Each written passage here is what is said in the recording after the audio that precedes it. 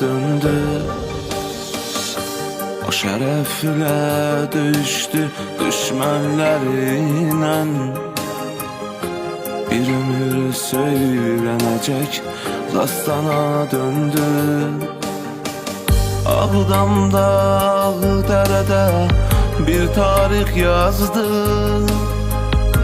Orucov Yunis'tir bu şanlı yiğit.